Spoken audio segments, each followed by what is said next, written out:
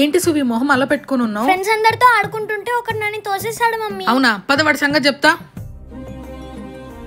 ఏరా నువ్వేనా మా పాపని తోసేసింది? నేను కాదంటే తానే నన్ను తోసేసింది. లేదు మమ్మీ, వాడే నన్ను తోసేసాడు. మర్యాదగా దీనికి సారీ చెప్పు, లేదంటే మీ అమ్మతో చెప్పి నీ కాళ్ళు విరగొట్టిస్తా. అమ్మకు చెప్పొద్దండి సారీ. అది అలారా దారికి పదవే. చూడు సువి, ఆడపిల్లలంటే పిల్లిలా కాదు పులిలా ఉండాలి. ఈ రోజు అంటే నేను వచ్చి మాట్లాడాను, రేపటి రోజున నీ పక్కన ఎవరు లేకపోతే అలా రోజంతా ఏడుస్తూ కూర్చుంటావా? మీకు అబ్బాయిలకి ఏం తేడా లేదు, వాళ్ళకెంత బలం ఉంటుందో మీకు అంతే బలం ఉంటుంది. ఈసారి నుంచి ఎవరేమన్నా ఏం చేసినా ఏడవకుండా వాళ్ళ మీద నువ్వు తిరగబడేలా ఉండాలి, అది ఎక్కడైనా ఎప్పుడైనా సరే. Okay mummy. ఏంటి అలా డల్ గా కూర్చున్నావు? నా ఫ్రెండ్ నాతో మాట్లాడలేదు మమ్మీ.